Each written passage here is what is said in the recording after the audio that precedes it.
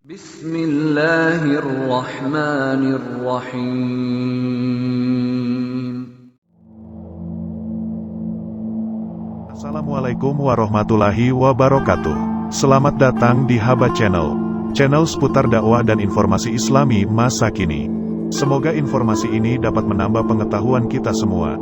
Dan jangan lupa untuk subscribe dan selalu tekan like agar kita selalu semangat dalam menyajikan informasi terbaru lainnya. Selamat menonton.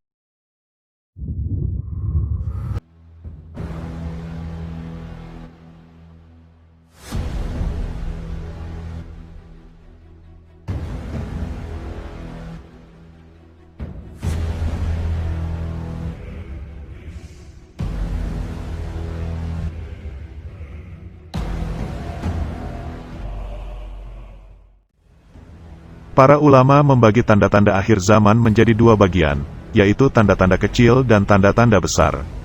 Tanda-tanda kecil jumlahnya sangat banyak dan beberapa telah banyak yang sudah terjadi. Sedangkan tanda-tanda besar jumlahnya ada 10 kejadian.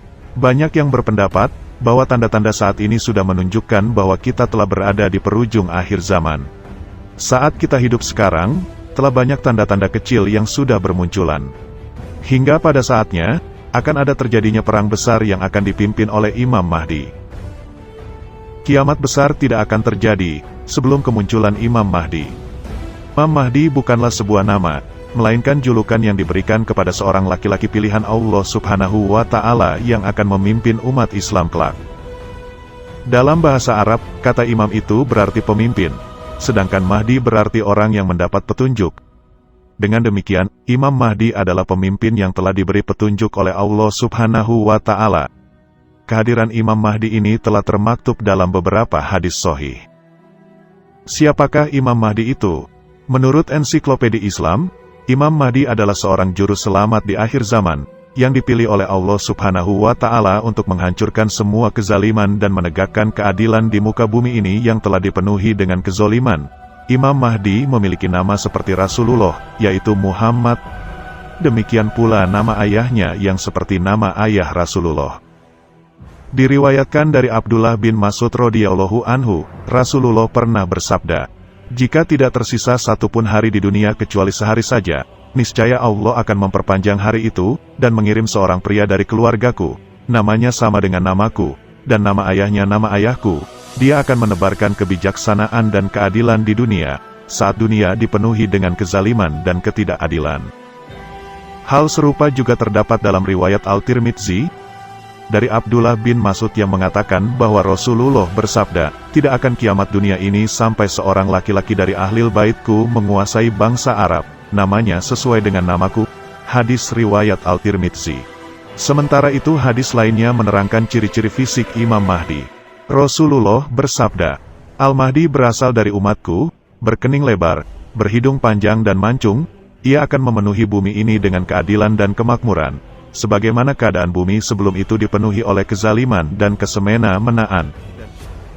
Hadis Hasan, diriwayatkan oleh Imam Abu Dawud dan Al-Hakim dari Abi Said Al-Khudri.